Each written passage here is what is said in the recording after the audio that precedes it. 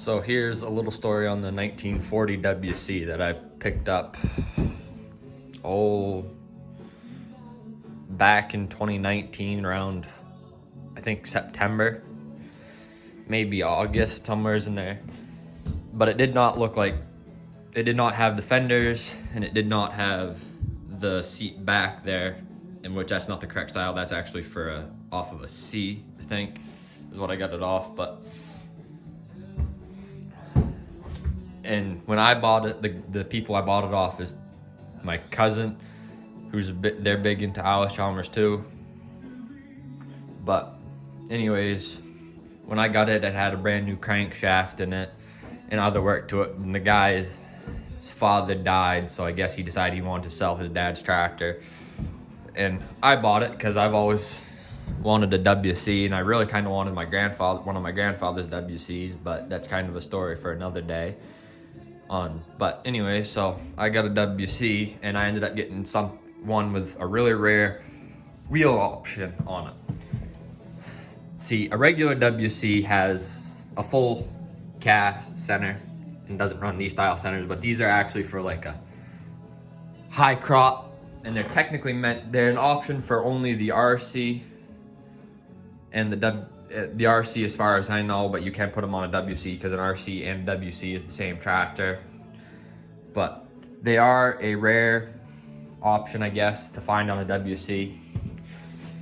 But yeah, and you know, it starts up, runs really good. Still's got some bugs to work out of it. I know there's a shit ton of rust in the gas tank, because I know the day I tried cleaning it out, I did the best I could had a vacuum cleaner stuck down inside the gas filler neck and just sitting there, and I didn't get it all. I mean, I tried my best, and if you can see the bottom of the sediment bowl, all that nasty shit in it. But we got an inline fuel filter, and you'll notice that I have this gas shut off and this gas shut off, because it was getting to the point where I could shut this gas off and still be dumping gas into the carburetor. So we put this one on it, and that seemed to stop that issue. But there's still some bugs I gotta probably work out of it. But hopefully this summer I'm gonna sink it in the ground. I'm gonna work the living snot out of it, because I really haven't had time. Last summer I didn't really get enough time to work it like I've wanted to, and hopefully this summer it will get kind of more of a working duty, especially with my plans. So hopefully I'll be able to work it a little harder. And then what my biggest plan is right now is I'm gonna try to find a heat houser for it. And if you don't know what a heat houser is, it just kind of drapes over the tractor and kind of gives you a little bit of the heat from the engine back to you to keep you kind of warm, but it's really kind of useless when the wind changes direction. But basically my biggest plan is because now this kind of goes back to another reason I bought this WC. My grandfather on my dad's side, all he ever farmed with up until he bought the 160 was 2 WCs and a WD-45, and the main spreading tractor for the longest time was my great grandfather's Allis-Chalmers WC. And that was kind of the biggest reason I bought this, because I always thought it'd be neat to buy one and, you know, spread shit with it.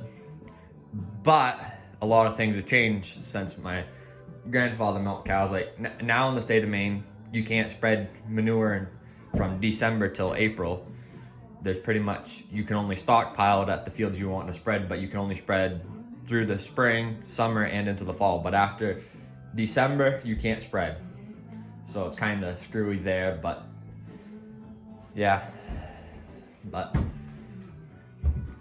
there's some stuff I need to do to it, like I need to put a PTO on it, because it doesn't have the PTO, so I can't really run anything PTO implements. But you know, it's got handbrakes, so they're kind of fun when you want to, you know, stop in a hurry. You go to push for the pedal, you're not prepared for it. But same shift pattern as my D17, so you know, first, you know, second, and then third, fourth, and then all the way over and down is reverse. Except you got it on a mile-long shift lever, which is kind of interesting to find your third and fourth, because I know when I first got this tractor, learning how to drive it with this shift lever on it, I would have trouble trying to get it in third. Like I'd go to put it in third and I'd find first every time, or I'd go to put it in fourth and I'd either find second or reverse. But now I've gotten pretty well good with it that I can actually find third and fourth pretty decent. But other than the little bugs, I mean, considering I paid, you know, the tractor with the brand new crankshaft, muffler, and exhaust manifold, and I think there was some other new stuff they put into the engine, I'm not sure. But basically what I paid for the tractor, which I paid $450 for this in a parts tractor, so I technically say I paid $250 for this tractor, considering this is the better one out of the parts tractors. So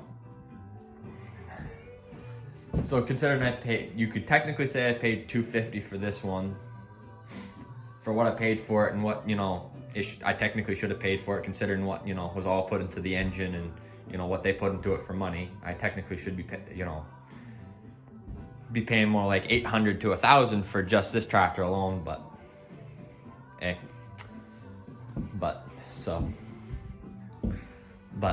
so now the next stuff I'm probably gonna do to this tractor is, you know, that's about it. I mean, the next couple tractors I gotta, well, and then, oh, of course, but the next thing on the list of this thing is, at some point it is gonna be restored, because I mean, the grill and the tractor and the hood are 5 different colors, or 3 different colors. So it's gonna get all painted and match the color, and I need to get a new hood for it.